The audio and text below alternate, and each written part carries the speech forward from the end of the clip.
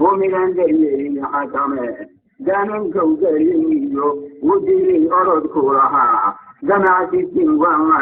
وعلي بدرن دوهيو ودورا ملاعيدا بالعنايو وقبغاني إنه كدولا معي حقاد بيقو داهم كوتاهايا جوجاني يوباعين جعمها وكتايا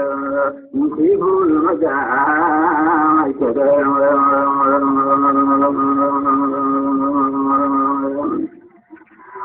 وكتايا نصيبوا المجاعي كده سرنجي الدوك شون تلك شوتاو دلناني غير ما تبغيا بسم الله الرحمن الرحيم. الحمد لله رب العالمين، وصلى الله وسلم وبارك على نبينا محمد وعلى آله وصحبه وسلم. mahadnaqa ilaahay aan u mahadnaqayna kadib saaka oo arbaca ah waxaa runtii fursad iyo farxad labadaba ah in jaanis muhima ay la qaateen ganacsatada gobolka togdheer fadilada sheekh maxamed cabdi umal oo ay doonayaan su-aalo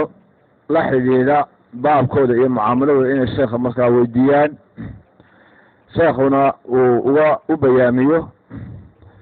halkan waxaa fadhiya shirkado badan oo ka mid a kuwa ganacsiga gobolka togdheer, shirkadaha waaweyn, kuwa dhexe iyo kuwa yaryar saddexdaba. waxaana runtii ay sameeyeen qaab aada u fiican.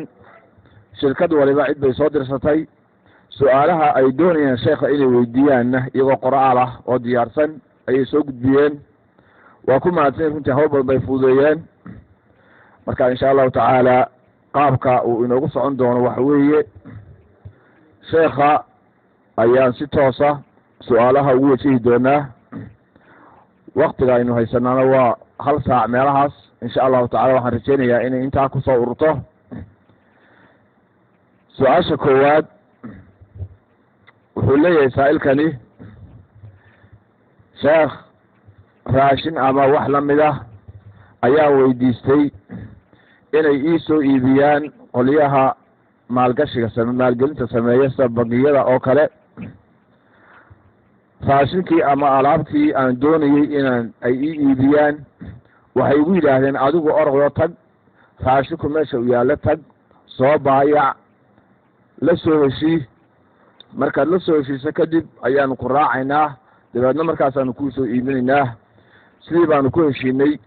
waxaanu u tegey ninkii ganacsada aha ee alaabta hayey, waana ku heshiinay. kadib bangigii masalan ayaan soo kaxeeyey, iyaguna lacagtii bay siiyeen,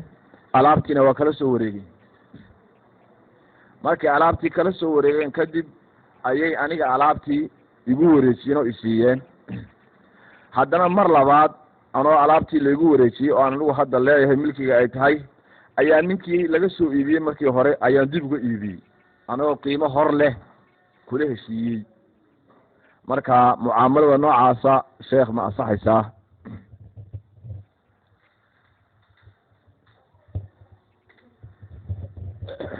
بسم الله الرحمن الرحيم. الحمد لله رب العالمين، وصلى الله وسلم وبارك على نبينا محمد وعلى آله وصحبه أجمعين. اللهم وفقنا لما تحب وترضى. su-aasha hore, su-aashu laba qaybood bay ka kooban tahay. qeybta hore oo ah mucaamalada adiga bangiga idin dhex maraysa, iyo qeybta labaad oo ah mucaamalada adiga iyo ninkii bangigu wax ka iibsaday idin dhex maraysa. laba qaybood baa loo kala qaadaya. qeybta hore ku saabsan adiga bangiga, mucaamaladaasi waxaa loo yaqaanaa muraabaxa la dhaha. muraabaxada bunuugtu ama bangiyada islaamiga way sameeyaan, laakiin qaar badan si khaldan bay u sameeyaan, qaarna si saxsan bay u sameeyaan. shuruudaheeda qaabka la doonaya in loo fuliyo, mucaamalo horeysay bay ahayd ilaa waktigii aimadii hore ay ka hadleen. gadaal dambena buxuuth laga sameeyey, fataawa oo jamaaci oo majaamicda fiqiga iyo hay-aatulfatwa ka soo baxdayna way ku timid. sida loo badan yahay marka inay bannaan tahay laakiin haddii shuruud la helo waay adiga oo badeecadii doonaya ama raashin ha noqdo ama dhul ha noqdo ama gaari ha noqdo adigii badeecada doonayay bangiga markaa u tagto ood ku tidhaahdo waxaan u baahanahay badeeca noocaas bangigu waa inuu badeecadii iibsado bangigu adiga waxaad haddii aada badeecadii meel ku og tahayna waad u sheegi kartaa dhib ma leh haddii qiimaheeda aada soo ogaatayna waad u sheegi kartaa meel hebley taallaa baad dhigi karta haddii kalena isagaa raadinaya taa mushkila male inaad u sheegto meeshaasi taalla halkaasaa lagu iibinaya qiimahaasaa la gadaya ood soo ogaato marka hore taa dhib male laakiin markaad bangiga u tagto bangigu waxa idin dhex mari kara marka hore waa uun wada hadal iyo unbal aan ahayn heshiis ahayn isfaham guud baa idin dhex mari kara wixii intaa ka dambeeya bangigu waa inuu tago wakiilkiisa dirsado badeecadii uu isagu soo iibsado ama lacag ha ka bixiyo ama ha soo daynsado waa inuu gato gadashada waxaa dheer inuu la soo wareego la soo wareegidda waxaa laga wadaa waa inay ruuxii alaabta lahaa milkigiisa waa inay ka soo baxdo gacantiisa waa inay ka baxdo oo ay gacanta bangiga gasho markay gacanta bangiga soo gasho oo isagii leeyahay gacantiisana ay ku jirto markaa kadib buu heshiis rasmi ah oo wax kala iibsiga kula samayn karaa heshiiskaasaad gelaysaa markaa kadib uu badeecadii kugu wareejinaya qaabkii aada markaa lacagta usiin lahaydna waad ka heshiinaysaan maxaad hadda bixin qaabka yani paymentiga kalena seed u bixinaysa in markaa kadib baad ka heshiinaysaa marka stebiska ama tillaabooyinku siday hadda aan u tilmaamay inay u kala horumaraan waa laga maarmaan isu imaadka horeed bangiga is aragteen waa inuusan heshiis ahayn isfaham keliya waa inuu yahay iyo badeecadaas oo noocaas haddaad soo iibisaan waa idin ka gadanaya faa'iidadana waa idin saaraya oon heshiis gaadhsiisnayn waa qodob haddii marka ay heshiis rasmi aada wada gaadhaan iyadoon badeecadiiba bangigu lahayn waa khalad laa tabic maa leysa cinta ka gelaysa marka waa in ballanqaadkaas keliya uu yahay oo weliba laazim aan kugu ahayn qodobka labaad tillaabada labaad waa inuu bangigu tago badeecadii uu iibsado badeecadii waa inuu gato gadashada marka laba mid ah inuu daynsado iyo inuu lacag ka baxsado labadaba waa suurtagal markuu gato kadib intaa kuma filla badeecadii anaa gatay lacagteedaan ka bixiyey waan iibsaday kuma filla waa inuu ka soo wareejiyo gacantii ciddii laga iibiyey waa inuu ka soo wareejiyo oo ama meel uu leeyahay keeno ama wakiilkiisa u diro uu alaabtii la wareego waayo markuu la wareego kadib oy milkigiisa gasho markaa kadib tillaabada xigta ay imaan kartaa oo inuu markaa aada saxiixataan heshiiskii iibinta uu kaa iibinaya adna aada ku iibsanaysay kadibna badeecadii aada la wareegto bimacnaa waxaan doonayaa inaan idin idhaahdo waxa la raadinayo waxa weeyaan bangigu waa inuu diyaar u noqdo inuu riski galo riski waa inuu diyaar u yahay yani waa inuu khasaaro diyaar u yahay hadduusan bangigu khasaaro diyaar u ahayn mucaamaladiisu mucaamalo ribay noqonaysa leanna bunuugta ribada dabeecadoodu waxay tahay inayna haba yaraatee meel riski ka imaan karo inaysan gelin riskigu muxuu ku xidhanya marka mucaamalaadka islaamiga marka la yidhaahdo riskiga iyo waxaa wada socda damaanadda yani waxa la yidhahdo alfaslu bayna adamaanaat badeecadu mar ninkii lahaabay damaanadiisa ku jirtaayo hadday dhimato musiibo ku timaad isaga ka dhimanaysa marka isagaa damaanadda iskale marna bangiga damaanadiisay gelaysaa waa markay soo wareegto haddii markaa wax ka yimaadaan waa inay bangiga ka dhimanayso oo bangigu khasaaraheeda diyaar u yahay marka saddexaadna waa inay damaanadaada gasho adigu aada la wareegto hadday kaa khasaarto iyo haddaad ku faa'iidaba adigu yeelato saddexdaas marka waa inay way wareegto waay halkaa waa inay ka timaado damaanadda bangiga oo dhexda yaalla waa inay soo gasho bangiga waa inay ka gudubto damaanaddu ay u gudubto adigii alaabta raadinaya haddii aanan damaanaadkaas saddexdaa la kala saarin waa khalad oo masalan bunuugtu waxay u dhaqmaan in ay yidhaahdaan adigu badeecadii soo arag adaa soo arag adaa la soo gorgortamay adaa la soo heshiiyey markaad la heshiiseen kadib ayaa wuxuu ku leeyahay badeecada adigoo wakiil aniga iga ah soo iibi anigu lacagtan baan shubaya markaa kadibna adigu la wareego iibso bangigii kaalin ma leh oo dowr ma leh oo ma tegin oo wakiilkiisa ma dirsanin keliya lacag unbuu shubay adigaa gorgortamay adaa la soo wareegay adaa qaatay bangiguna lacag uu shubay keliya unbuu dowrkiisu ahaa arrinta iyada tawkiilulcamiil baa loo yaqaanaa yani mucaamalaadka mucaasirka ah tawkiilulcamiil baa la yidhaahdaa fataawida jamaaciga badankeedna way diideen waxay leeyihin shubhatu riba baa ku jirta shubhatu riba ayaa ku jirta saas daraaddeed bangigu waa inuu kaalin iyo dowr inuu ku yeesho way badeecada la wareegeeda iyo lahaanshaheeda intaba markaa kadib buu gadi karaa su-aashaasi ma aqaano inaan aada fahanteen qeybta labaadii waxa weye badeecadii markaad la soo wareegto ood iibsato inaad isla ruuxii laftiisii dib uga sii gadaayo laba mid bay noqonaysa badeecada haddii laga daynsaday ruuxii iska laha oo bangigu ka daynsaday kadibna adiga uu kaa iibiyo dayn kugu siiyey markaa kadib kii laga daynsaday inaad dib uga iibiso waa khalad leanna markaa waxay noqonaysaa wixii loo yaqaano bayculciina bayculciinadu waxa weeyaan inaad ruux intaad badeeco ka gadato badeecadii aad dayn kaga qaadato kadibna isagii aad dib ugu celisood ka iibiso qiimihii uu markii adiga kugu daymiyey qiimo ka hooseeyana aad kaga iibsood kaash kaga qaadato lacag cadaan marka aad kaga iibsato laakiin qiimihii ka hooseeyo badeecadiisii isagay u noqotay waxna waa kugu leeyahay marka waxaa bayculciina la yidhahda tan marka waa bayculciina almusallas baa la yidhahdaa 3 daraf bay martay laakiin waa isla iyadii waa goorma waa hadduu badeecada dayn kaga qaatay bangigu laakiin hadduu kaash kaga qaato ruuxan lacagtiisii u shubay adiguna markaad bangiga aad ka iibsato lacagtii qaar u shubto waxna uu kugu leeyahay markaa kadib inaad ruuxii bangigu ka iibsaday aada adigu dib uga sii iibiso mushkilo male laanna waa badeeco aada yeelatay aada mulkiday bangiguna lacagtiisii bixiyey la kala madax banaanaaday markaa kadib inaad hadduu kaa iibsanayo ka heshiisaan ama qiimihii ama ka sare ama ka hoose wax dhiba igalama muuqdo wallahu aclam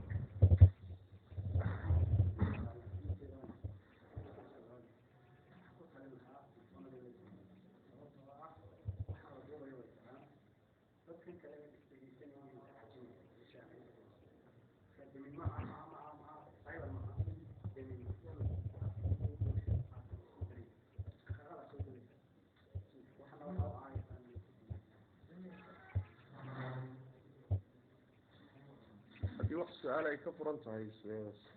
jawaabta iyada bismillah jazaaka allahu khayran wabaarak allahu fiikum axsan ileyk waxaan filayaa in si waadixa sheekh uga jawaabay mustamicintan ay fahmeen su-aasha labaad wuxuu leeyahy saa-ilkani sheekh waxaad ka wadataa haddii maalgashadaha aan ka dalbado inuu badeecad iisoo iibiyo oo igu maalgeliyo kadib uu iga aqbalo oo badeecadii uu soo iibsado lacagtiina masalan uu bixiyo boonadii lagaga iibiyey alaabadana uu soo qaato kadib alaabadii oo weli halkeedii taalla uu aniga ii yimaado aanu israacno uu yidhaahdo alaabtii aan kaa iibsaday masalan raashinkii kunka kiish ahaa ee aan kaa iibsaday ee boonadiisu ay taa tahay iyagoo weli halkii iska yaalla waxaad ku wareejinaysaa ninka leedahay hebel saasaan kula wareegay aniguna marba inta aan doono ayaan ka isticmaalayaa qof baan jiun u qorayaa marba intaan rabaa baan ka isticmaalayaa mucaamalada noocaasa maxay noqonaysaa bismillahi raxmaan raxiim mucaamaladaasi way khaldan tahay ma saxsana khaladkuna wuxuu ka imaanayaa badeecada sideedaba waxaad ka faa'iidi kartaa markaad gacantii kaa iibisay aada kala wareegto haddii aadan kala wareegin oo gacantii kaa iibisay ay damaanadeediiyo ay weli ku jirto inaad kasii ribixdo ood sii iibiso lama ogola maxaa yeele xadiiska nebiga sal lla lay wasalam wuxuu ahaa rasuulku sal lla alay wasalam wuxuu reebay can ribxi maa lam yadman ruuxu wuxuusan damaanadiisa damaanada waxa la yidhaahdaa waa inaad riskiga ku dhaca shaygaasi aada adigu markaa leedahay wey ruux shay aadan riskigiisa lahayn sideedaba kama faa'iidi karti oo alkharaaju bidamaan waay alkharaaju bidamaan faa'iidada iyo waxa iswada iyo damaanada riskiga iswada sidaas daraaddeed badeecadan la gaday lacagteedana la bixiyey waa in ama meeshii lagala soo wareego ama ma ahee waa in meeshii intaad soocato bakhaarkii gooni aada u dhigato oo ay badeecadaadu ka baxsan tahay ninkii aada ka gaday badeecadiisii kale. masalan bakhaarka waa bakhaar weyn, waxaa yaalla intaasoo kun oo jawaan baa yaalla oo ninkani leeyahay badeecada laga iibsaday. badeecadii baad ka gadatay, masalan 1000 jawaan baad ka gadatay. 1000kaaga jawaan waa inaad socdo oo iyagoo kuwii kale un isaga dhex jira, laakiin waxaad kanaad leedahay ayna kala cadayn, ninkii kale un wixiisii ku dhex jiraan, oo hadday dhibaata timaado un aad ku leedahay laba gooraba, markaa ma gedi karti. marka waxaa la rabaa badeecadaadii gooni u sooco, ama xanqaado oo bakhaar kala geyso, ama meehe intaad socdo waxaad tidhaahdaa 1000kaa kiisha halkaa yaalla anaa iskale, halkaa anay ii yaallaan, gooni baan u socday, hadday dhibaata ku timaado marka aday kaa khasaaraysa, hadday gubato aday kaa gubanaysa, ninkaad kala soo wareegtay mas-uul kama ah. markaa isaga ah ayaad ka ribxi kartaa ood sii iibin kartaa. laakiin iyadoo tii kale ku dhex jirto oon kaaga socnay oodan kala wareegin inaad sii iibisood ka ribixdo waa khalad sharcan. xadiiska nabiga sal alay wasalam ayaa diidaya. wallahu aclam.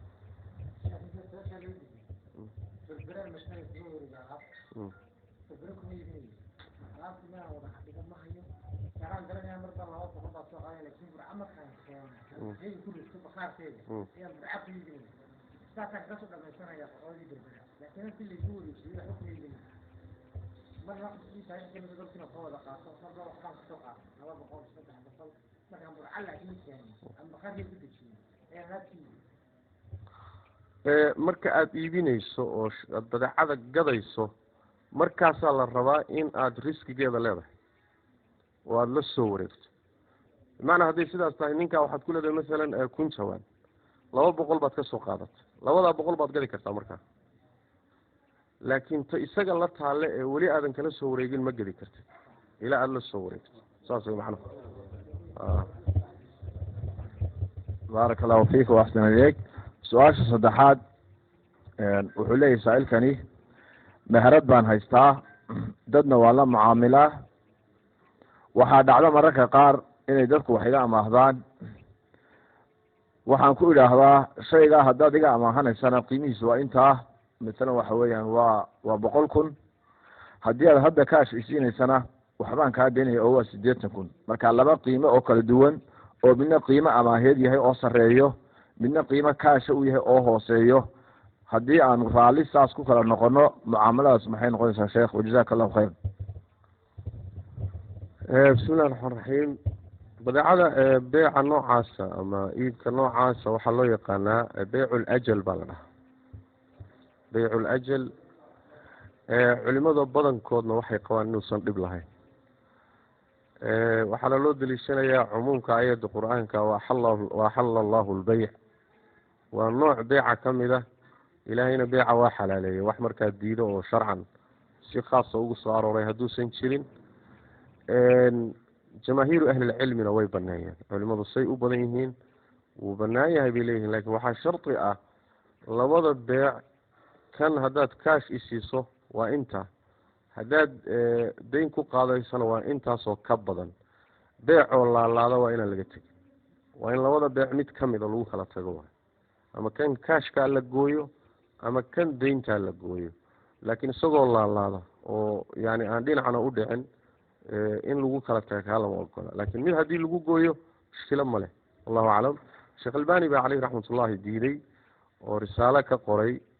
oo xadiidkii man baaca baycatayni falahu awkasuhuma aw riba xadiidkaas u daliishaday. laakiin waxaa ku khilaafsan aimo fara badan oo jamaahiiru ahlilcilmi waa ku khilaafsan yihin. xadiidkana tafsiir kaley siiyeen oo waxay leeyihin waxaa laga wadaa beecii hadda aan ka hadlayno beyculciina laga wadaa, beyculajalkan kuma saabsana bay jumhuurtu qabaan. oo muxuu ahay xadiidka meesha sheekhu saaray si ka gedisan bay ufasirayaan. wallahu aclam. jazaakum allahu khayra waaxsana ilaykum wanafaca bikum lmuslimiin. su-aasha xigta wuxuu leeyahay, sheekh waxaan la macaamilaa qof sarifla ah, marka bishu marka ay bilaabanto masalan ayaan lacag ka qaataa sabiil iyo wax lamid ah sidaan ula macaamilayo markaa waxaan ka qaataa lacag soomaali maalin 100 kun maalin 50 kun maalin 200 bishii markay dhamaato tusaale ahaan ayaan u imaadaa waxaan ku idhaahdaa lacagtii aad igu lahayd ee Somaliland shilinka ahayd isu geey masalan uu isu geeyaa waxay noqotaa 5 milyan iyo wax lamid ah qadar bay noqotaa marka waa Somaliland deedna waxaan ku idhaahdaa xilliga aan joogno anagoo isla taagan qadarka ay noqotay ayaanu dollar u bedelaa wixii ay dollar ku noqoto oo cash ayaan siiyaa sidaas aan markaa ku kala doonaa mucaamalada noocaasa xaalkeedu muxuu noqonayaa bismillahi raxiim sidaasi hadda loo dhigay hadday tahay way banaantahay laakiin hal shardi bay ku banaantahay shardiga ku banaanta waxa weeye waa in markii hore ee deynta aada qaadanaysay oo shilinka ku qaadanaysay waa inuusan idinka dhexaynin heshiis afka ah walaa ku talagal isaguna ku talagashan yahay adiguna ku talagashan tahay lacagtaas inaad hadhow dollar ugu bedeli doonto waa inuu heshiis noocaasi jirin ama mid lagu wada hadlay ama mid curfiyo caadada dhaqanka magaalada uusan ka jirin hadduu jiray kaa noocaas oo kale ah waxay noqonaysaa sarifkani sarif aan shuruudiisii buuxsanin oo horey lagaga heshiiyey mar dambana la kala qaatay khalad bay marka noqonaysaa bimacnaa lacagta la qaadanayo waa dollar lacagta la bixiyeyna waa shilin soo ma sarif baa marka lacagtii galay soo ma ilaan laba lacagood oo kale jinsiya laysku bedelayaa soo ma maadaama laba lacagood oo kale jinsiya laysku bedelayo waxaa laga maarmaan ah mar alla marka lagu heshiiyo in la kala qaato waan lagu kala tegin haddii markii aad deynta qaadanaysa aada isku ogeydeen inaad dollar ugu bedeli doonto bimacnaa heshiiska sarifku wuxuu dhacay xilli hore goorta la kala qaatayna waxay noqotay mar dambe ribada la yidhaha riba nasii'a marka gelaysa wakadalika hadduu curfigii caadadu sidaas tahayna waa la mido almacruufu curfan kalmashruuti shardan baa la dhaha wixii dhaqan ah lagu wada dhaqmo sidii isagoo lagu wada hadloo kale ka dhiganta oo maalan tusaale waxay noqon kartaa magaalada waxay ku mucaamalootaa in deynta noocaas oo kale ana shilin lagu kala qaato hadhowna dollar laysku siiyo haddii mucaamaladu noocaa tahayna iyaduna waa khalad aydan ku wada hadlinba leanna wixii suuqu ku dhaqmo oo tijaaradu ku dhaqanto kaana idinkoo ku wada hadloo kale ka dhiganta iyaduna khalad bay noqon haddiise laakiin wax laysku ogyahay ayna jir dhaqan magaalada ka jiro noocaasna uusan jirin adiguna aada ku talagashan tahay isaguna uu ku talagashan yahay hadhow markaad deynta u gudayso inaad uun ugu gudi doonto shilinkii uu ku dayniyey sidaa haddaad isku ogtihiinoo qorshuhu ku talagalku saas yahay hadhow markay noqoto xilligii deynta la gudayay markaa aad u tagtaad ka wada hadlaysaan marka ma dollar baan kugu siiyaa mise shilin baan kugu siiyaa hadduu ku yidhahdo markaa dollar igu sii idinkoo wada taagan baad sarrifaysaan suuqa markaa wuxuu ka joogaad ku sarrifaysaan intaydaan kala dhaqaaqinna waa inaad dollarkii ku wareejiso intaydaan kala dhaqaaqin haddii intaa markaa ku heshiisaan dollar igu sii ood sarriftaan ood suuqa sarriftaan kadibna aad tidhaahdo bacda duhur baan kuu keeni doonaa iyara sug jaarri baad ku dhacdeen markaa yani waxaa la rabaa sicirka suuqa maalintan lagu sarrifo kadibna intaan la kala dhaqaaqin markaaba dollarkaagii hoo aad tidhaahdo sidaasi hadday tahay marka dhib male wallahu aclam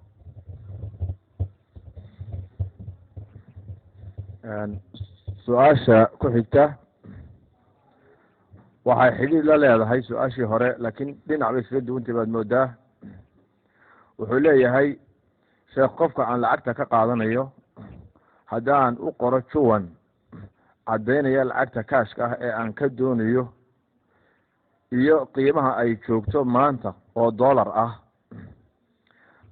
hadhowna juwankaas aan u qoray ee uu dollarku ku qoran yahay uu qofku urursanayo xisaab markay noqotana aan kaa ku xisaabtamayno maxay noqonaysaa tusaale qofkii waxaan ka qaatay 100 kun oo laan ah 100 kun ee laanka ahaa dollar wuxuu ku joogay baan ayaan qiimeeyey waxay noqotay tusaale ahaan $10 markaa qofkii waxaan u qoray juwan tilmaamaya inuu $10 ugu leeyahay dibadna waan u geeyey juwankiibuu markaa meel dhigtay hadhow berito sidii salmida ayaan yeelay 200 kun baan ka qaatay waxaan u qoray juwan $20 masalan juwankiina meel buu dhigtay hadhow markaanu xisaabtamaynay wuxuu isu geysanayaa juwanadii uu doolarku ku qornaa ay isu geysanayaa ma aha lacag Soomaalida inta la isu geeyo ayaa markaa la bedelayaa laakiin waxa lagu xisaabtamay waxay juwanadii aan qoray ee maalin walba lacagta aan ka deynsaday qiimaheeda oo doolar uu ku qornaa ayaanu ku xisaabtamaynaa mucaamaladaas maxay noqonaysaa juwan duplicate caadi check maaha waa book caadi invoice invoice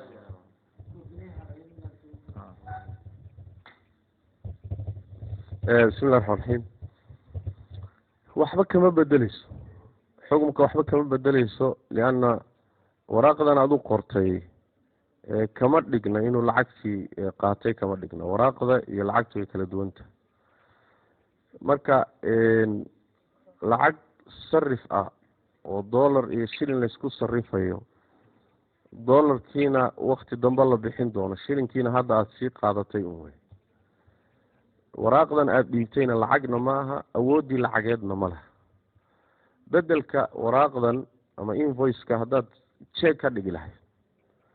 jeeguna uu yahay mid markaana uu qaadan karo bangiga kala bixi karo oo wakti lahayn wakti dambe aan lahayn isla markaaba uu qaadan karo lacagta aada ku qoraysana markaa ay accountka ku jirto oo jeeg noocaasa siiso markaasi adoo kaashiyo kale ka dhigan yahay oo jeegu sida qaalibkii hadda loo mucaamaloodo lacag cadaan oo kale u ka dhigan yahay sharti laakiin waa inuusan wakti dambena ahayn waktiga la qaadanayo oo waktigaas uu qaadan karo lacagtuna marka ay ku jirto accountka ku jirto uu la bixi karayo marka jeegna maaha waxaad bixisa invoice waay invoiceku marka male xugum lacag la qibdooday oo kale male wabitaali halkaa waxaa inooga soo baxaya khulaasada lacag laysku sarifay kala qaadashaduna ay dib dhacday waxaa ku jirta ribadii la dhihi jira hadda tilmaamay riba nasiica ku jirta waana khaldan tahay sideedaba haddii lacagaha laysdhaafsanayo laysku bedelayo ay yihiin lacago hal dawladii soo wada saartay matalan somaliland wey lacagta dhammaanteed marka laysku sarifayo 2 sharti bay leedahay waa inay lacaguhu isla eg yihiin 100 konton waa inay isla eg yihiin waana waxba dheeraan shardiga labaadna intaan la kala dhaqaaqin waa in la kala qaato hadday lacagahaasi 2 dawladood soo kala saareen oo 2 jinsi kale yihiinna hal sharti bay leedahay fabiicuu kayfa shi'tum idaa kaana yadan biyadin waa in marka lagu heshiiyo sarifkaba intaan la kala dhaqaaqin waa in la kala qaato haddii la kala qaadan waayo ama lacagtii qaar dib dhaco ama dhammaanteedba wakti dambe la qaadan la yidhaahdo markaasi waxay noqonaysaa ribay noqonaysaa tan marka suuradan hadda su-aashu ku timid taasoo kale waayo invoicekan aada bixisay macno weyn ma samaynayo wallahu aclam جزاكم الله خيرا وأحسن إليكم ونفع بكم الإسلام والمسلمين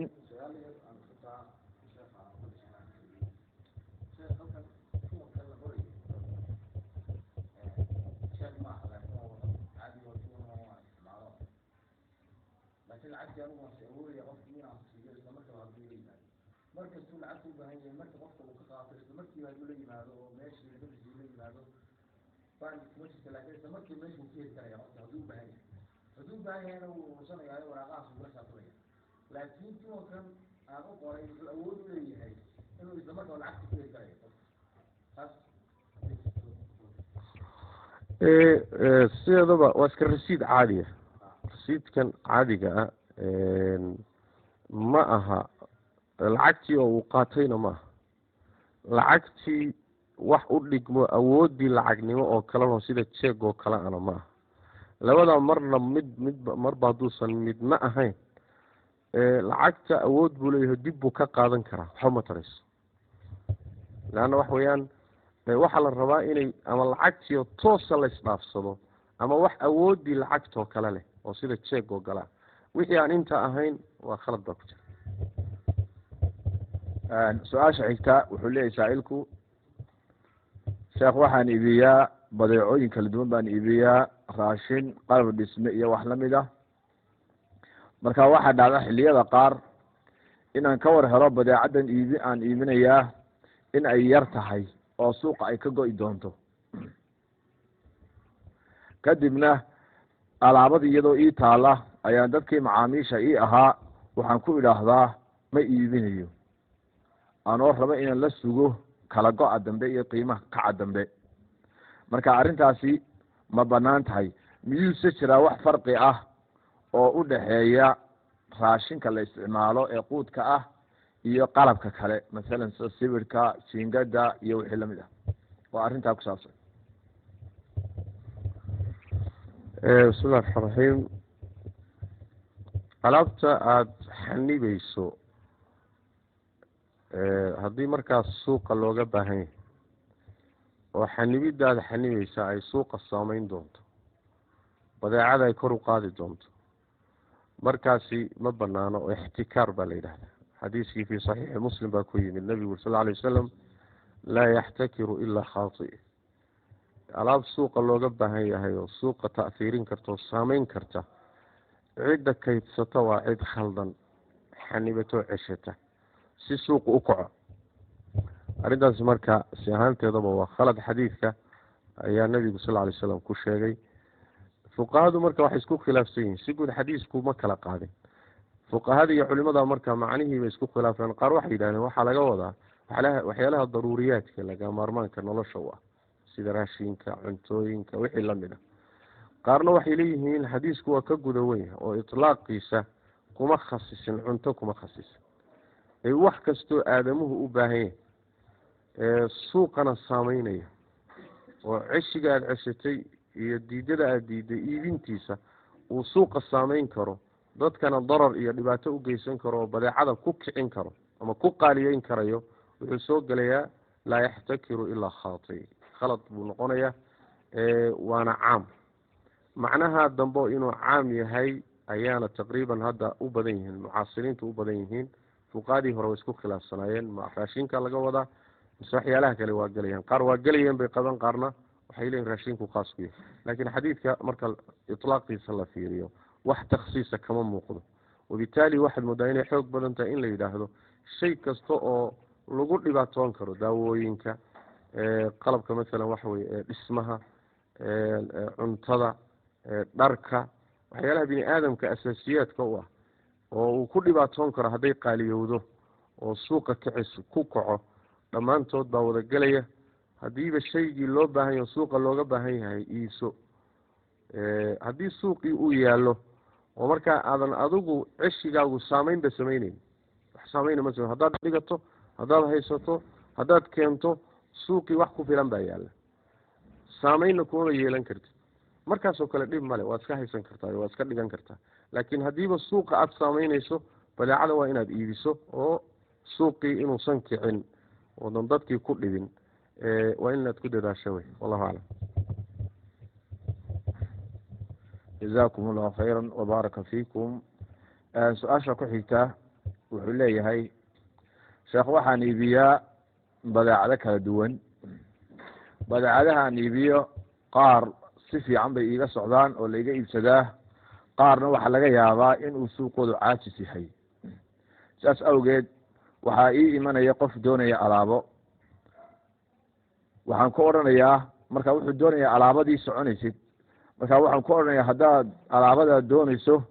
inaan kaa iibiyo waxaa shardi u ah inaad iga qaadato qadar intaa leeg oo ka mid a alaabada aan soconaynin tusaale waxaan iibiyaa biyaha iyo sharaabka oo kale sharaabku socodkoodu ma badna laakiin biyuhu aada bay u socdaan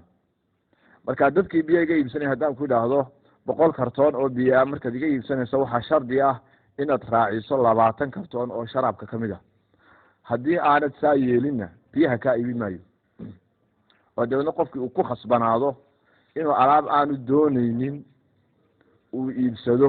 si looga iibiyo alaabta uu doonayo waxay noqonaysaa mucaamalada noocaasi bismillahi raxmaan raxiim kolley isagu yuusan rabinba badeecadan labaad ku lamaan miduu rabay laakiin waa shay un manaafacaad leh oo la intifaacsanayo ruuxu hadduu isku xidho yidhaahdo labadan shay way isugu kay xidhan yihiin ama isku wada iibso ama ka wada tag xor buu yahay. ka iibsanayaay inuu isku qaato iyo inuu isaga wada tagana xor buu yahay. inama albaycu can taraadin wey. haddii raalli ku noqdo inuu sidaa ku iibsado kana sharti ka dhigto wax dhibaato a ma leh. beeca hal sharti hadduu la socdona dhib ma leh, laakiin hadduu gaadho ilaa laba sharti hadduu gaadho muxuu ahaay naha can baycatayni fi beyca waa kii xadiiska nabiga sal alay wasalam. marka iyo laba sharti iyo laakiin wixii xuduud hal sharti iyo ku xidhan dhibaato ma leh. waxaa asaas unun inuu ruuxu raalli ku noqdo. yani laa ta'kuluu amwaalakum baynakum bilbatil ila an takuna tijaaratan can taraadin minkum. mar haddii labada dhinac raalli ku yihiin, isagu markaasi hadduu doonaba labada badeeco ee laysku xidhahayo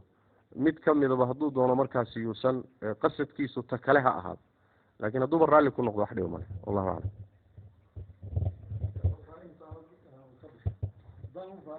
anigu kan raalli kama ihiyo waxaan ogahay inaanu iga soconayo, ninkana waa khasab inaan isku qaato. anigu raalli kama ihiye kanun baan doonayaa iga soconaya, kan isagaa igu khasbayo adagaa kan iga reebna isaguna iga reebi maayo ma ogola. waan ka jawaabo waxaan idhi dee nina kuma qasbin. wax qasab la yidhaha ma jiro. qasab waxaa la yidhaahdaa wixii lagu yidhaahdo ama waa lagu dili ama dhib baa lagu geysan ama yeel, laakiin khiyaar baad leedahay. haddaad doonto intaad isaga tagtaad magaalada meel kale waxaad rabtay ka gadan kartaa. wallahu aclam. haddaad weydan adig ku taalo.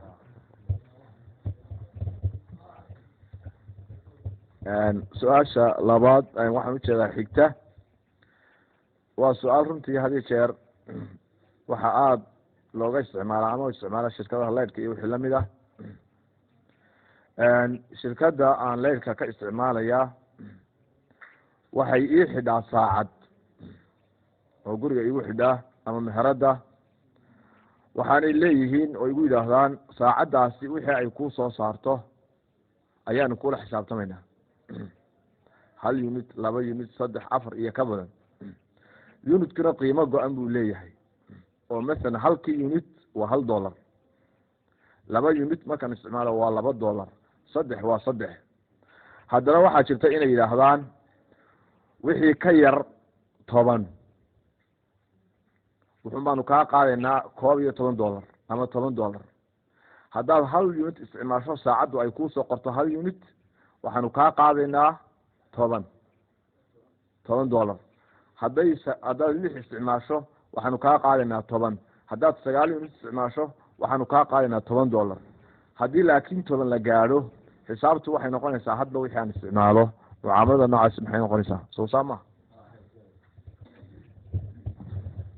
bismillahi raxmaan raxiim. su-aashaas su-aalihii ganacsiga hargeysana waa laigu weydiiyey. wax dhibana runtii igalama muuqdo. almuslimuuna calaa shuruutihim. hadduu ruuxu raalli ku noqdo badeecadan waxaad isticmaashay hadday $10 ka yar tahay qiimaheedu waa $10. hadday ka siyaadana dee waxaan kugu dhufanayaa unit kastood isticmaasho intaasaan kugu dhufanaya. wax dhibi male raalli ku noqdo. leanno saan hadda tilmaamayay wey wax maanic sharcigana kama muuqdo. hadduu raalli ku noqdo ruuxii loo gelinayey korontada loo gelinayay saacadda loo xidhahayay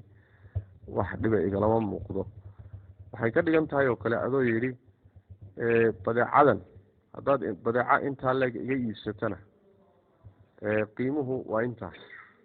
haddii badeeca ka yar aad iga iibsatana qiimuhu waa intaa. dukaankaoo kaleeto haddaad tidhaahdo haddaad niyo 5 iga qaadatana intaasan kaa siinaya. haddaad iga qaadato 10 iga qaadatana qiimaha intaasan kaa siinaya. oo raalli ku noqdo dhib male. kolba intii muxuu ahay uu qaato iyo sidii loogu heshiiyey bay ku soconaysaa. almuslimuuna calaa shuruutihim. beeca asalkiisu xalaasha yahay buu iila muuqdaa inuu yahay. wallahu aclam. jazaakum allahu khayran wa axsana ilaykum. su-aalihii waxaan soo gaarnay hadda gebagabadii su-aalaha 4 su-aalood baa haday oo kooban. su-aasha xitaa waxay leedahay waxaa jira qof meherad haysta lacagna haysta oo laga yaabo inay lacagi bangi u taalo accountkiisa ay ku jirto, marka qofkii dadku wax ka iibsanaya waxbuu soo amaahanaya. shaygaa uu soo amaahanayo ee ay markaa qofka uu ka soo amaahanayo ma rabo inuu ka bixiyo lacagta accountka ugu jirta, wuxuu rabaa inuu macaajilo iyo markaa hadba wixii yara usoo baxay iyo hadba kunka usoo baxay iyo uu waxaa ku bixiyo, lacagtiisa accountka ku jirtaana aanu taabanin. marka qofka raba inuu saa ku mucaamilo xaalkiisu muxuu noqonayaa, maxaase lagula talinayaa? wajazakum allahu khayr.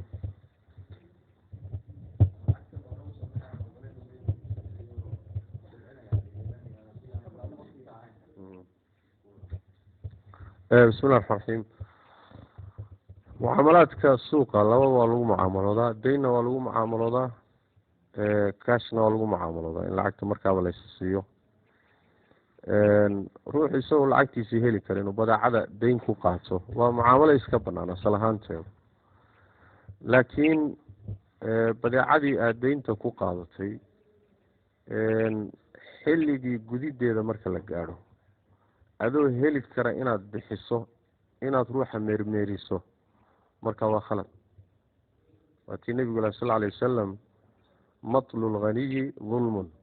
yuxilu cirdahu wa cuquubatah, yani ruuxa heli kara inuu dayntii lagu lahaa bixiyo, meermeerinta uu dadka meermeeriyo waa dulmi, waxayna xalaaleyneysaa in cirdigiisa iyo sharafkiisa wax laga sheego, cuquubadiisana way banaynaysaa in la xabsiyo, in muxuu ahay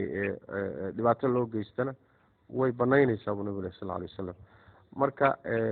xilliga guditaanka la gaadho waa xilligii guditaanka la gaadho oo daynta la gudi lahaa, laakiin inta ka horeysa in lagu mucaamaloodo daynta dhibaato male, walow ay hal ishkaal leedahayo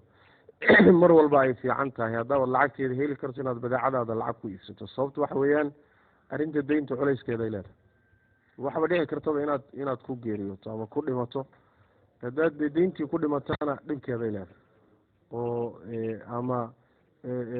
cuquubay ku keeni, ama waxaa dhici karta xataa hadhow inay hadal gasho, gudideedii ay dhibaato ka timaado, waxaasoo dhan marka waxadii kugu soo noqonayo wey. marka inaad kaashkaaga lacagtaada ku iibsato waa sida fiican. haddiise laakiin aad dayn ku iibsato, dayn ku qaadato, wax maanicayo ma jiro.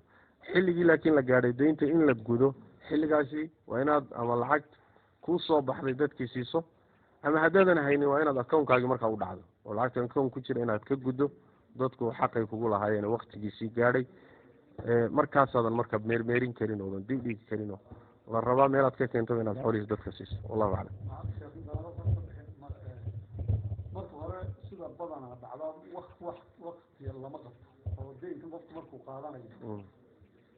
markaadna waxa tii marka ay gaadho waktigii gudista, markaa shardi marka hore waa inuu halkaa jiraa wakti mucayana oo u qaadanayo iyo wakti mucayana oo uu bixinaya miya.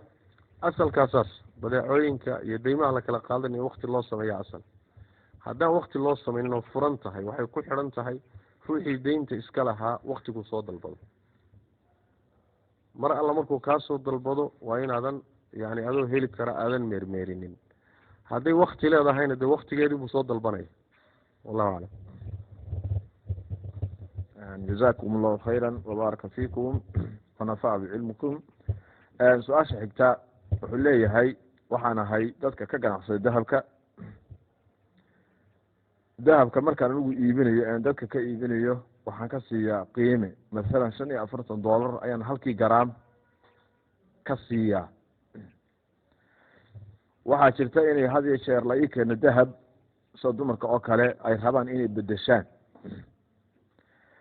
dahabka, iyagu ay sitaan waxaan ka siistaa $40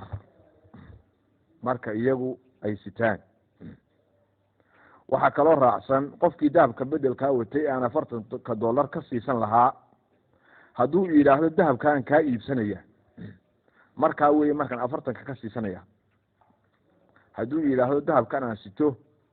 yana dahabka kale ayaan kaa iibsanayaa, ee kana iga iibso mid kalena iga iibi, markaa weye markaan 40 ka siisanaya. laakiin haddaan ogaado inuu kaash doonayo ee aanu dahab iga qaadanaynin, qiimo ka jaban qiimihii hore sida $30 oo kale ayaan garaam ka siisanaya. marka mucaamaladaas maxay noqonaysaa?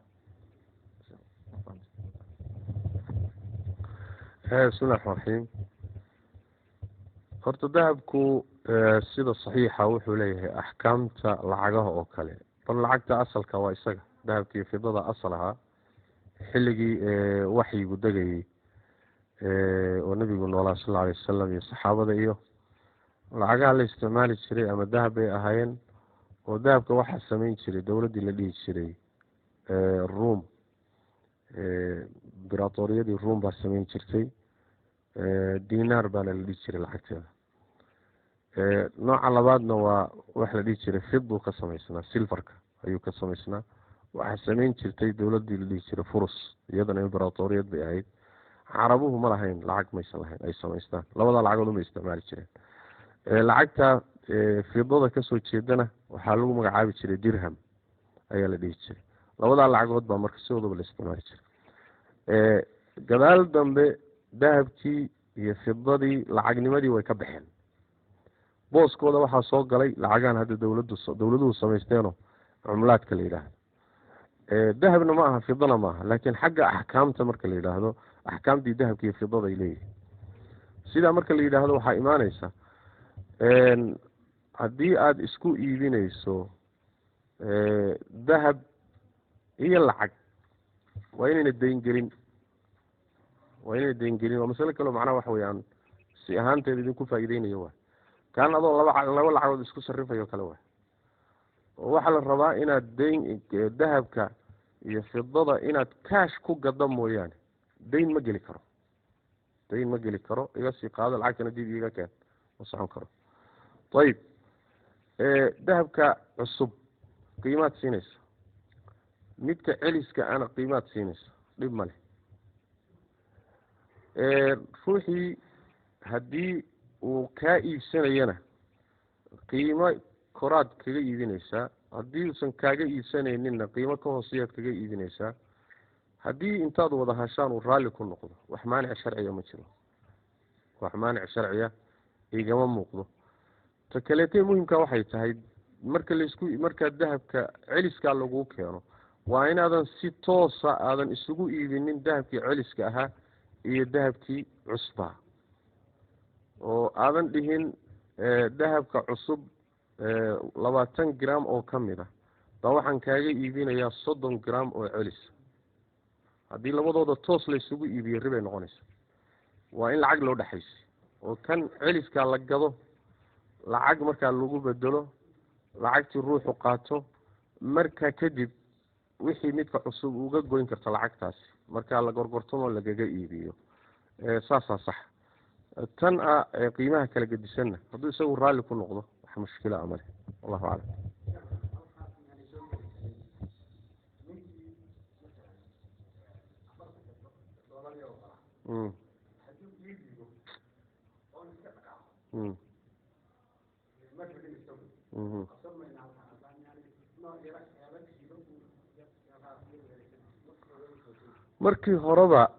markii horeba laga wada hadlayo, haddaad dahabka lagaga iibsanaysana 40 baan kaa siinaya. haddaad lacagta qaadanayso ood la tegaysana 35 baan kaa siinaya. marka adiga ku gal.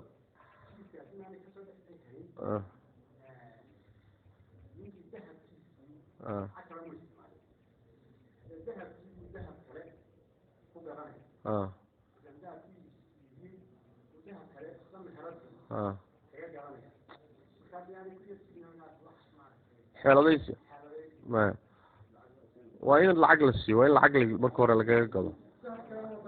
lacagtii marka la siiyo baa laga gorgortamayaa kan cusub oo meequu joogaa, intaasuu joogaa, wax iga dhin, markaasaa laga gorgortamaya. marka waa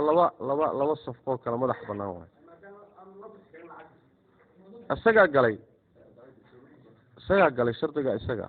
laakiin isma saameynayso. haddii labada dahab toos la isugu iibin lahaa bay saameyn lahayd. laakiin haddiiba caqdi beeca oo lacag lagu kala qaatay iyo caqdi kale oo beeca oo dahab iyo lacag lagu kala qaadanayo hadduu yahay, mushkilo male markaas, dhibaataa male. wallahu aclam. qofbaa matalan dahab doonaya inuu qaato, lacagna ma sito inuu cadaan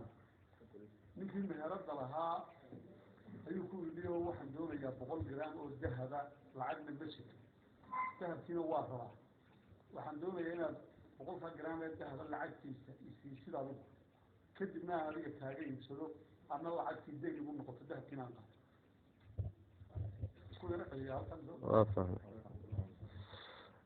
bismillahi raxmaan raxiim waxaa igala muuqda inay nooc xeeladaysiya ku jiro taxaayul inuu ku jira igala muuqda sababta waxa weeye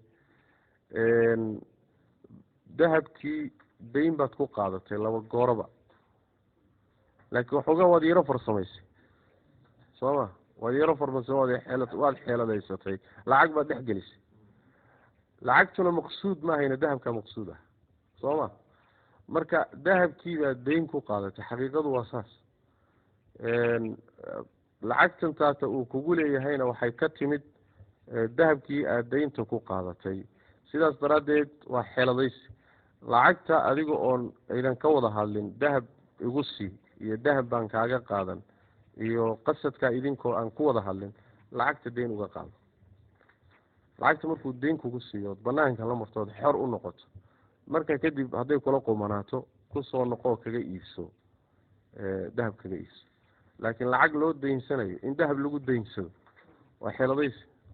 allahu aclam jazakum allahu khayra waaxsan ilaykum wabaaraka fiikum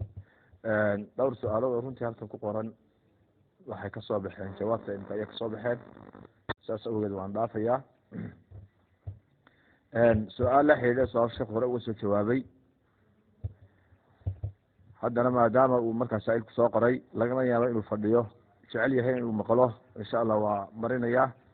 wuxuu leeyahay sheekh waxaan haystaa dukaan heero badan ayaana ila macaamil oo biil iga qaata waxaanan siiyaa shilin soomaali hadhow marka bisha akhirkeeda la gaadho waxay ii keeneen dollar markaasaan u qiimeeyaa dollarkii aniga ayaana qaato oo ka iibsada oo qiimaha markaa uu joogay intaan ku kala qaadano ayaan ku idhaahdaa lacagtii aan ku lahaa ee somalilandka ahaa ayaan u goostay nabadgeliyo haddii baaqi horeyna waan siiyaa mucaamaladaas maxay noqonaysaa waa isla iyadii tii hore weye waxaa asalkaa in horta dadka daynta aada siinayso asalku waa inuu yahay adiguna aada ku talagashan tahay iyaguna ku talagashan yihiin inay lacagtii ay siisay ee daymisay iyadii nooceedii oo kale inay kuu soo celiyaan waa inay asalta heshiiska idinka dhexeeya ama mucaamalada idinka dhexaysa asalku waa inuu sidaas yahay oo ayna talagal a jirin ayagana ay ku talagashan yihiin adiguna aada ku talagashan tahay inay berri dollar kugu siiyaan haddii talagalkaasu yimaado waan ka hadalnay waa ribo adigoon ku talagashanayn oo qorshahaagu uu yahay lacagtaadii in laguu soo celiyo iyaguna saa ku talagashanaayeen markii xilligii la gaadho haddii markaa dollar ay keenaan ama aada ku wada hadashaan idinkoo wada joogoo tidhaahdo shilinkii dollar igu siiya ama iyaguba ku dhahan dollar baan kugu siinayna markaas sicirka suuqa dollarku ka joogo iyo idinkoo meesha ku kala qaato idinkoona kala dhaqaaqin taas markaa waa sax laakiin hadduu wada hadal hore dhaco ama horey looga heshiiyo ama horey loogu talagashanaa in dollar lagu siin doono waad khaldan tahay markaa beecu marka waa beec ribay wey khalad ribaa ku jirta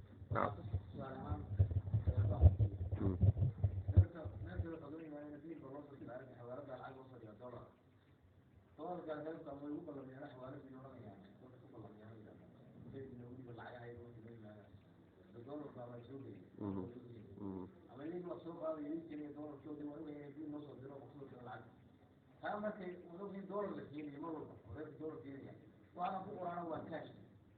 taas waxay qaataan soomaali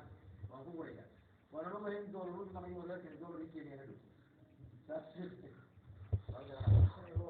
sida saxda wax weye marka ay sidaas oo kale tahay adiga markaad dollarka soo qaado dollarka iyagaa iskale dollarka iyagaad uhaysaa soo ma dollarkii baad uhaysaa adigana maxaad ka rabtaa inay lacag kaasha kuu soo celinaya oo shilin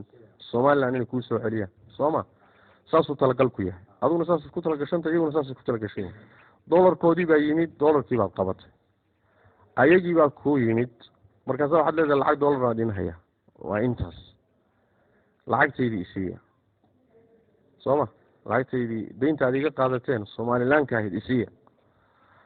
ayaga marka idinkoo wada jooga ama dollarka intay kaa qaataan meel kale ha kasoo sarifteen oo lacagtaadii ha kuu keeneen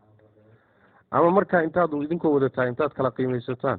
ku kala wareega markaa oo dayntaadii qaado hala sarifo idinkoo wada taagan dayntaadii qayb u gooso qaybta kaleet hadday wax usoo hadhaan la siiya ama wax ku yeelo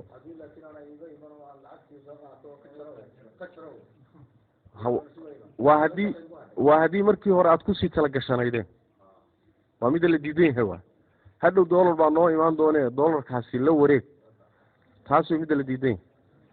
marka waa inay ku yimaadaan dollarkiina lacagtiina waa intana waan idinku leeyahay ma isiinaysaan hadda mise dollarkaan ku wada hadalnaa markaa dollar ku wada hadla dollarka u gooso wixii idinkoo wada taagan oon kala dhaqaaqay wallahu aclam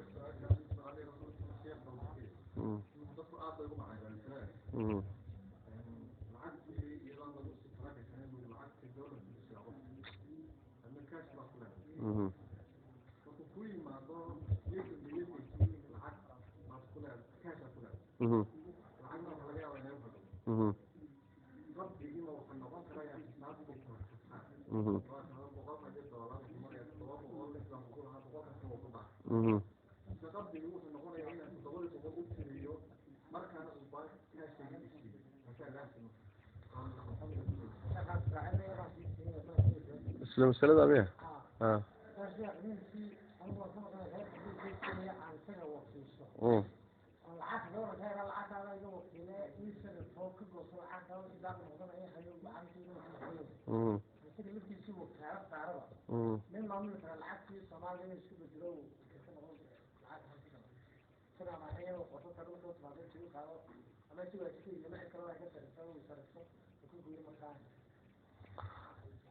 midda hore ku saabsan arrinta lacagta qabashadeeda ama qaadashadeeda keliya waxaa ku filan labadii ruux inay wada joogaan haddii iyagoo wada joogaan intay xisaabtamaan wixii laysku lahaa laysla meel dhigo lacagtii meesha lagu sarifo intay maalinkaa suuqa ka tahay markaa la sarifo la kala qorto intaana dayntii u go-day intaasina way idiin taalla waxaa la yidhaahdaa qabdiga waa laba nooc qabdi xaqiiqiya iyo qabdi xukmiya loo qaybiya qabdiga xaqiiqiga waa inaad gacanta kula wareegto oo isii xukmigana waxaa soo gala waxaa loo yaqaano alqeyd fi dafaatir masalan waxaa la gelinayaa diiwaankii ku yaallay ama buuggii ku yaallay baa la gelinaya lacagta inaad sarifteen intaa qaadatay intaa u hadhay ama combyuterka baad gelinaysa qoraal baad marka ku kala tegaysaan iyadoo cad in markaa aada hoo tidhaahdo igu soo celi waxba laazim ah laakiin marba haddii qoraal la geliyo sidaana idinkoo wada taagan hawsha ku dhamaysataan qabdi xukmiya la yidhaahdayo way idisha taa waa midii labaad maxay inaad isagaba wakiil ka dhigato haddii dayn lagu sii leeyahay diin aada muxuu ahayd ay tahay macnaheedu dayn horay lagugu yeeshay hadday tahay oo lacagtii reerkuu sii siinaya dibna waad uga soo diraysa kadibna isagaa sarifaya oo ka goosanaya haddii sarif uu geliyo oo isagu lacagtii intuu suuqa ka sarifo wixii uu kugu lahaana ka goosto wixii usoo hadhana ama reerka siiyo ama adiga ku hayo mushkilo ma leh laakiin waxaa la diidan yahay inay noqoto lacagtii marka horeed sii isticmaalayso ama reerka aada sii siinayso shilin ku siisii berina waxaan kugu siin doonaa dollar baan kugu siin doonaa taasaan la ogoleyn waa inaad tidhahdo lacagtii aan kuu soo diray suuqa ka sarif wuu sarifay sooma markay sariftay intay noqotay intaasay noqotay ka gooso lacagtaadii intii kale soo hadhayna ama ii hay ama reerka sii ama u yeeryare wallahu aclam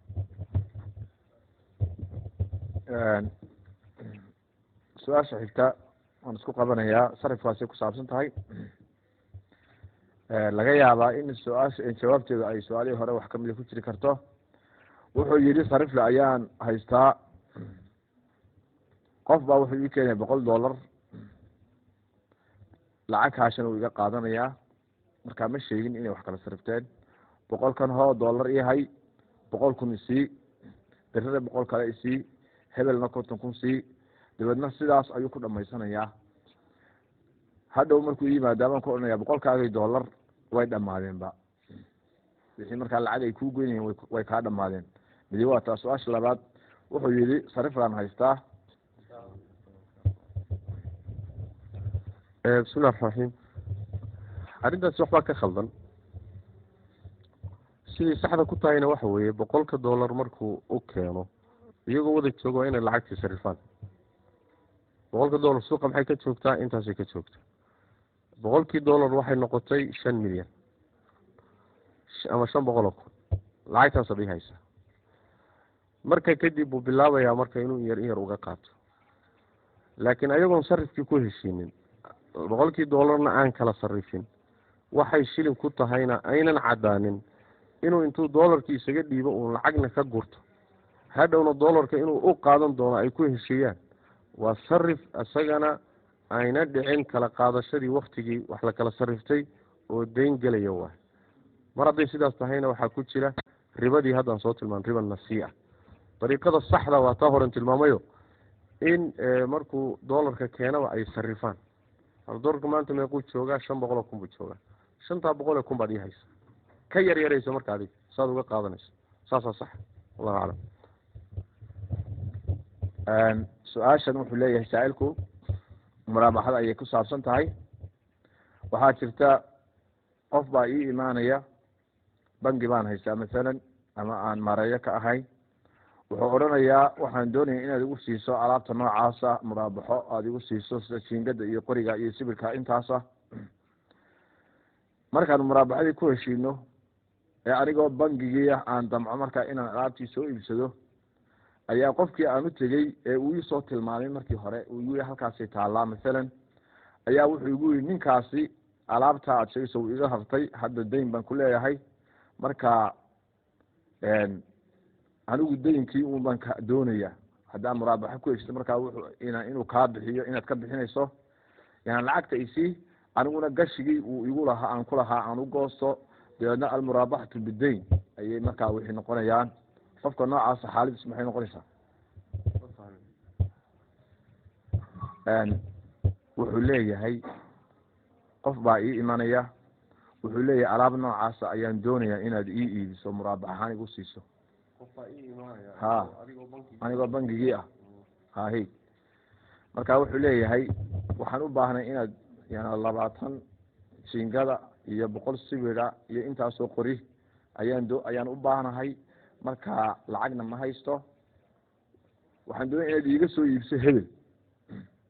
adigoo bankiga iisoo iibiso markaad iisoo iibso dabeedna kadib aad aniga iga sii iibiso saasaanu ku heshiinaynaa dabeedna waxbaanu kala qoranaynaa hadhow hebelkii uu ii geeyey ay ahayd inaan kasoo iibso alaabada ayaan u tegey already isagoo ka qaatayba oo guri ku dhistay alaabadii masalan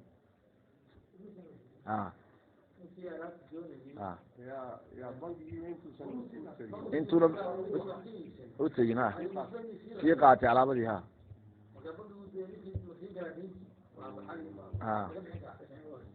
marka wixii uu haystaa muraabaxadan ule markaa iga bixi waa ninkan markaa alaabta haye gashi wiil iga sii adigu lacagna isaar ani waa saas bismillahi raxmaan raxiim way khaldan tahay mucaamaladaasi ma saxsana sababtuna waxa weeyaan badeecada isagaa dayn ku qaatay oo kaga qaatay ninkii iska laha dukaanka ka qaatay bangi kama iibsanin isagaa dayn ka qaatay dayntii bangiga u iga bixi waxna isaaro wey markaa soo ma si kale marka loo dhigo daynta markuu bangigu kaa bixinayo isagaa kugu yeelanaya soo ma kana waa kaa siinaya adigana wuu kugu yeelanaya bimacnaa waxay ka dhigan tahay bangigii lacag buu bixinaya lacagna wuu saaranaya waa loonkii caadiga aha waa yani waxa weeyaan qard jara manfaca wey waa xaaraan bilitifaaq ma banaana dhinac kale haddii la yidhahdo badeecadanaan sii qaatay waxaan ku talagashanaa inuu bangigu leeyahayna dee bangigu badeecada weli ma iibsaninba bangigu badeecada weli ma yeelanin mana iibsanin mana milkiyin sidaas daraadeed badeeco bangiga ku xisaabsan ma ahayn wallahu aclam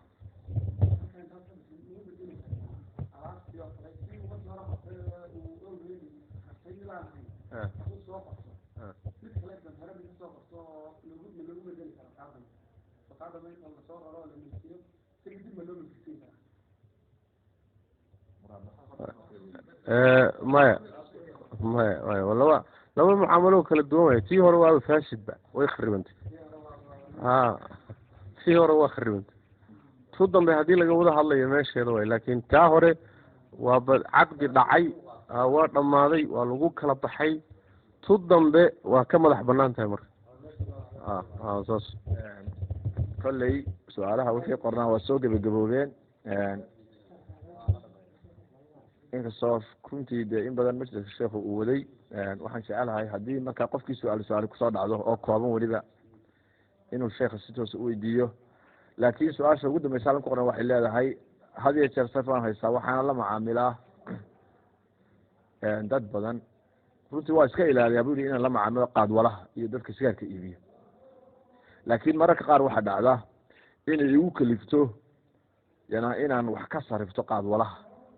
sida anigoo lacag kali waayo oo kale marka maxay noqonaysa xaasilka su-aasha waxa weeyaan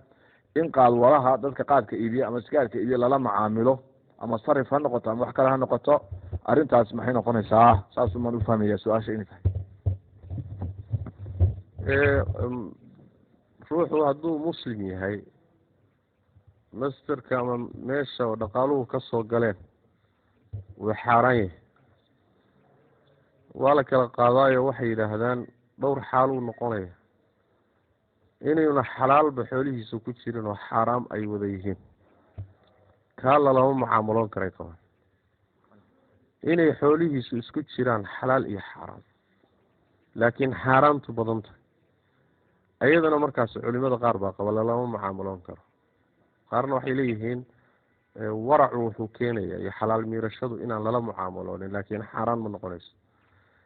xaaladda kale waxa weeyaan inay xalaashii iyo xaaraantii aan la kala garanaynin inay kala badan yihiin iyo inay kala yar yihiin midka badan iyo midka yar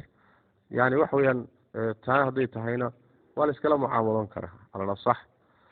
haddii xalaashu badanto xaaraantu yar tahayna waa xaaladda kale waa lala mucaamaloon karaa marka intaa mid buu noqonaya qaadwalaha iyo ruuxa sigaar ka ganacsada iyo ruuxa ribada ka ganacsada iyo meel xaaraanaba haddii incomekiisa wax soo galay ay yihiin waxaa la fiirinayaa inuu masaadir kale ama income kale leeyahay ama xoolo kale lahaa iyo in kale intaasoo xaalay marka noqonaysaa marka inay xaaraan keliya wada noqdaan inay xalaashii xaaraanta isku jirto keebaa badan saas axkaamtaasay marka qaadanaysa wallahu aclam mucaamalada markaan ka hadlayno waxaa soo gelaya wax ka iibsiga wax ka iibinta muxuu waxaa soo gelaya wax ka qaadashada siismada iyo hibada iyo sadaqada kul waxaasoo mucaamalo dhan baa soo gelaysa wallahu aclam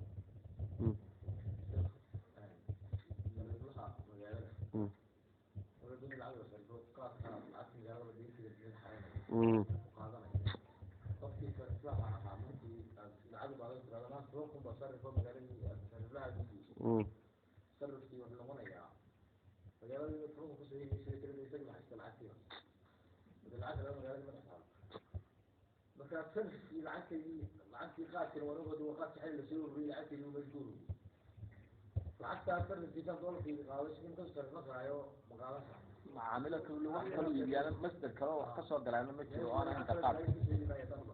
hadduu xataa master kale leeyahay laakiin lacagta marka aad kula mucaamaloonaysa aada og tahay inay tahay tii xaaraanta kasoo baxday ma la mucaamaloon karto abadan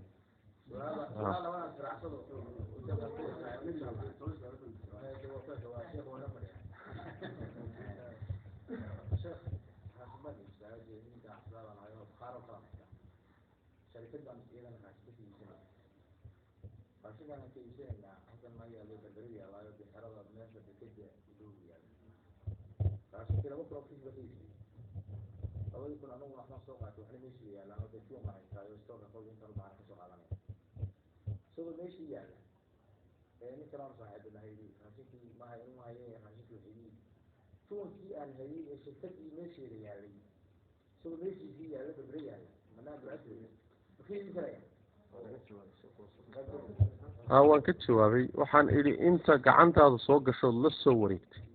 unbaad iibin karta ninkaad shirkadaad ka iibsatay wixii ku dhex jira xoolaheedii een dhinac uga socnayn ilaa aad kala soo soocato ma gedi karto taa horaan uga jawaabnay nacam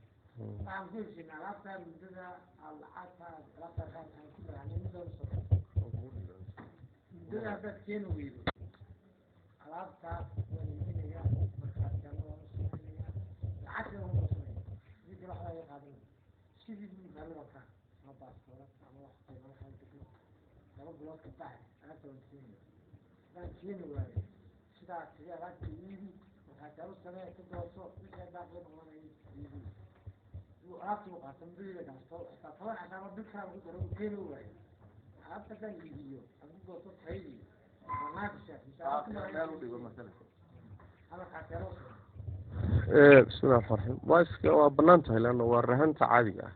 rahanta waxaa la yidhahda mucaamalaadka loogu talagala tawfiiqa cuquuda la yidhahda tawfiiqa yani ruuxu wuxuu usii haysanayaa damaanad inaysan xoolihiisi lumin haddii marka lagu heshiiyo wakti go-an oo rahantan adiga hayso waktigaa haddaan kuu keeni waayo waad gadan waxaagii baad ka goosan hadday wax iisoo hadhaan waad igu soo celin waa mucaamalo sax waa mucaamalo saxa laakiin waxaa shardi oo laga maarmaana un markaad iibinayso inaad ku iibiso sicir suuqa oodan baksi iyo dulmi ku samaynin xarash inaadan ka dhigin wixii aada suuqa qiimaha uu ka jooga saxda inaad ku iibiso waxaagii goosato wixiisina u celiso wallahu aclam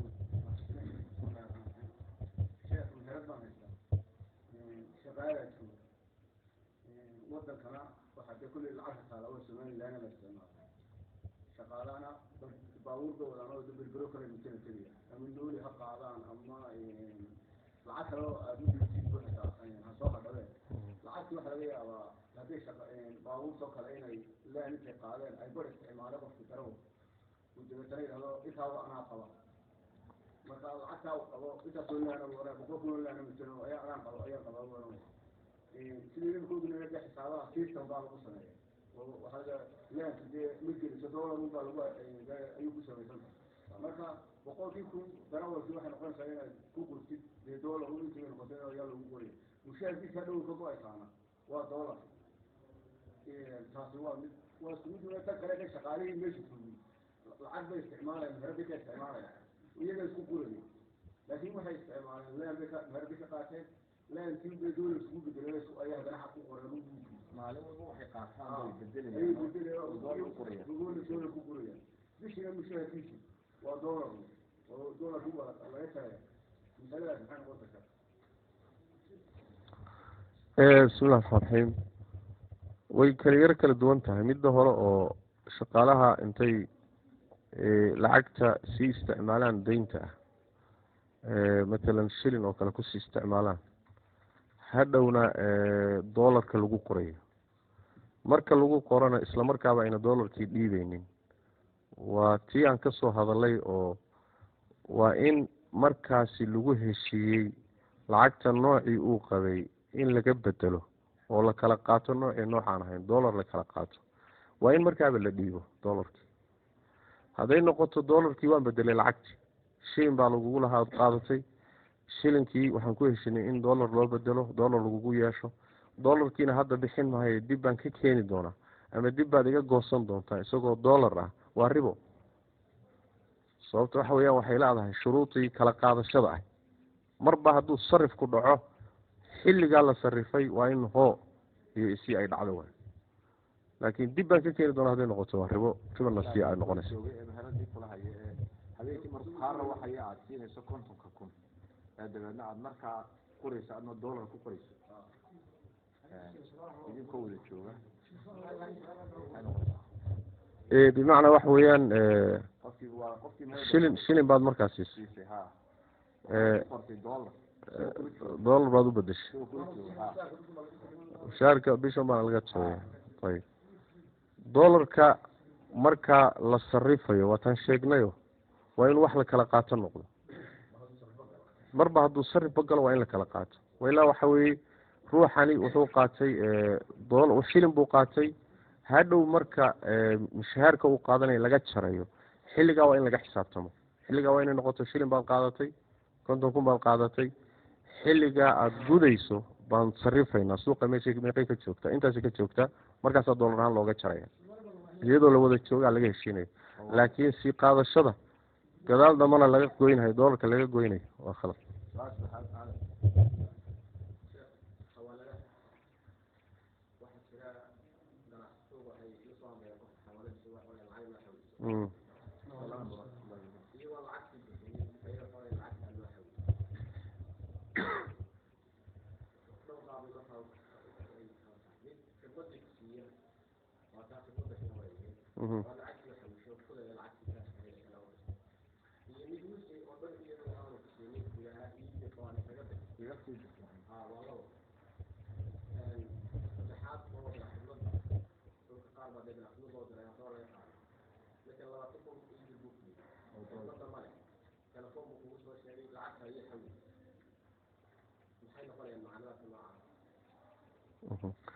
بسم الله الرحمن الرحيم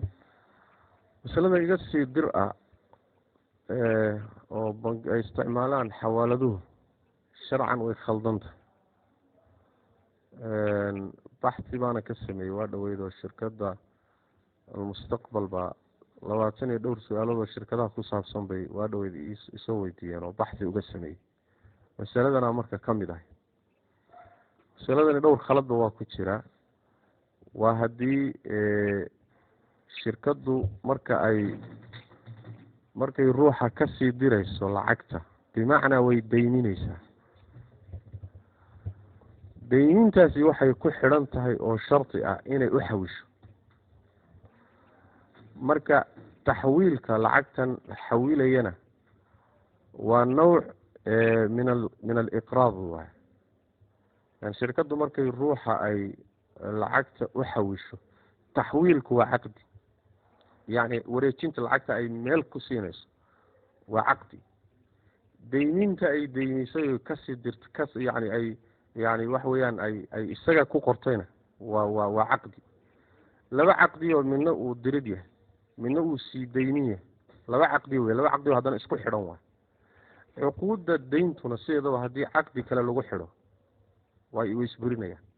waa kii xadiisku ahaa naha can baycin wa salaf yani caqdi beyca iyo caqdi dayn oo isku xidhan oon kala fakanayn waa reebay nebigu sal alay wasalam taxwiilka marka wareejinta baa takyiifkeeda sharciga ah bay culimadu ka hadlaan ma wakaala ma ijaara ma muxuu ahay labadii oo isku jira ma iqraadba waxay kusoo dhaweeyaan nooc suftijadu waa nooc dayn ah waa nooc dayna macnaha dayntan xoolahan halkanaad kaga qaadan meel hiblana waad ka siini mucaamalo horaan jirtay bay ahaan jirtay marka qardi bay noqotaa marka waxay noqonaysaa diriddiina waa qardi daynintii aad daynisayna waa qardi waa laba caqdi oo qardi oo isku xidhan waa haddaan si kale u dhigno markaad kor ka fiiriso hal mucaamalo ay u muuqataa laakiin waa laba mucaamalo ruuxii waxaad ka ogolaatay in aad dayniso lacag $100 ah soo ma waa caqdi caqdiga kale ku xiga waxa way inaad u dirto ilaan markaad dayniso inuu qaatana uu heli karo ruux inuu daystana uu heli karaa taa hore waa daynin kadibna waxaa ku xidhan khiyaar uma laha intaad dayniso $100 inuu kaa qaato maxay ku xidhan tahay aan kuu diray ku xidhan tahay soo ma aan kuu diradaasi ay ku xidhan tahay laasimkaen kala fuqaynin waa laba caqdi oo marka isku xidhan waay halkaas butlaan baa ka imaanaya caqdiga iga sii dir ah khalad buu ka gelaya dhanka kale hadday shirkaddu manfaco ku qabto oo khidmad ka qaadanaysana waa ka sii daran yaho waxay noqonaysaa qardi shirkaddu manaafacaad ku qabto oo qardun jara manfaca buu noqonaya oo waxaa isku xidhan shirkaddu jiha muxsina maaha jiha dadka wax daymayso oo ixsaan samayso maaha bal xeer hoosyaasiyadooda iyo nidaamyadooda waxaa ku qoran dayn lama bixin karo soo ma maqsuudka marka ruuxan ay daynta u siinayso waa inay ka faa'iido soo ma marka iyada dayninta ay bixinaysa iyo xawilaadu isla socoto bay faa'iidada ku helaysaa halkaana wuxuu noqonayaa qardun jara manfaca laba sababood oo kale ama laba cilo oo kale ku jirta sidaas daraaddeed mas'aladaasi taqriiban waa mas'alo khalad ah ribaa ku dhinac kaga jirta dhinac caqdi faasida kaga jira way khaldan tahay marka walilasaf shirkadaha iyagoo in badan wada jooga ragga iskale bayna weydiiyeen oon u sharaxnay laakiin way xallin kari waayeen mushkilada haysatana waxa weeye shirkad kasta waxay leedahay aniga haddaan joojiyo kuwii kale aan joojinaya saas daraaddeed customkaygii baa lala wareegahayaa marka waa ishkaaliyo weyn oo jirta waay waana inta badan shirkadaha kuwo badan oo kacay iyo kuwo halis galay iyo waxbaan dhex galay oo qaarna ilaahay sabab nooga dhigay inay badbaadaan qaarna markay dumeen kadib aan dabagal ku samayn inta badan shirkadaha waxa duminayana iga sii dir waay oo xoolaha baabi'inaya oo xoolaha luminaya wallahu aclam su-aasha ugu dambaysa aynu kusoo gabagabayna jazaahu llahu khayran sheekha ilaahay subxaana watacaala ha barakeeyo waktigaa runtii qaaliga uu inoo huray iyo istifaadada faraha badan ee aynu ka helnay innagana ilaahay subxana wataala ajri iyo xasanad inaga siiyo waxaynu soo gaadhnay gabagabadii jilsada marka waxaan jecel lahaa inaan sheekha kusoo dhoweeyo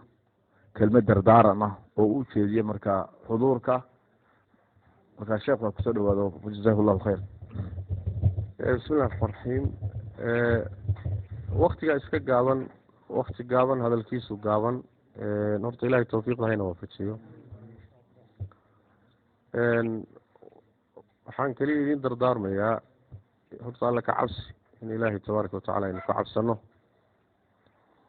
alla ka cabsiga waxaa ka mid a ruuxa inuu ganacsigiisa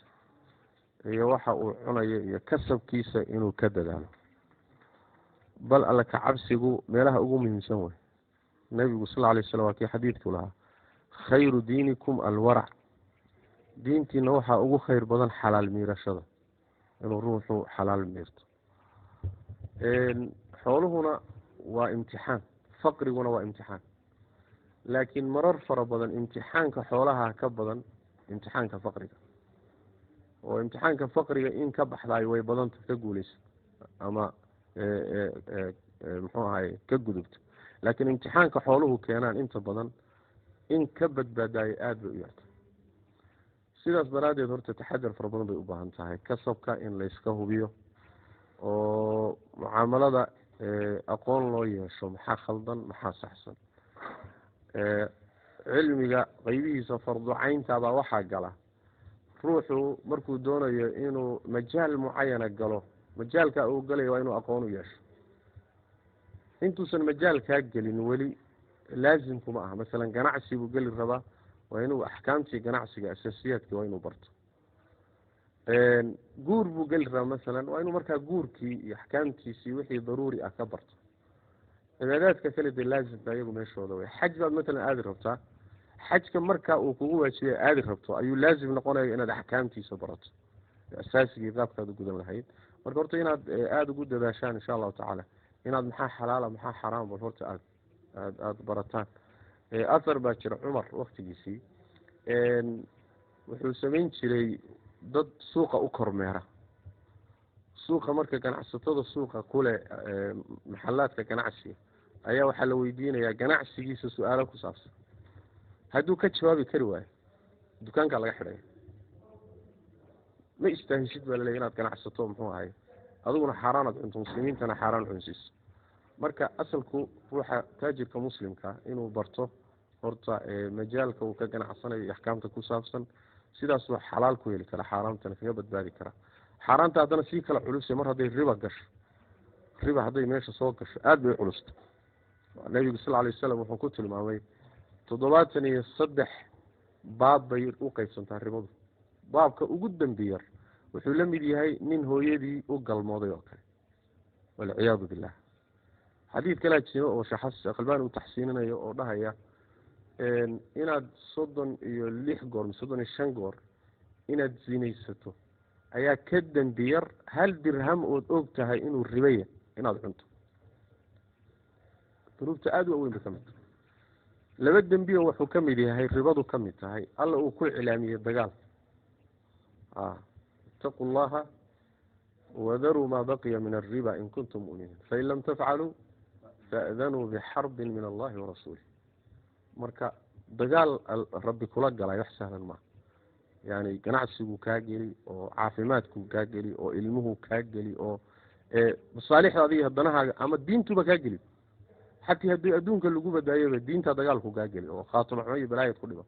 sidaas daraaddeed inaad xalaasha ku dadaashaan insha allahu tacala waa qodobka labaad wixii ilaahay idin soo geliyo oo kasab xalaala ah inaad masaariiftiisii sharciga ku bixisaan oo aad ka ilaalisaan meel khaldan inaad ku bixisaan oo ay noqon karto masalan waxaad biilato xilmahaaga ku biisho waxaad masalan muxuu ahaaye aad ganacsigaaga ku horumariso ay ka mid tahay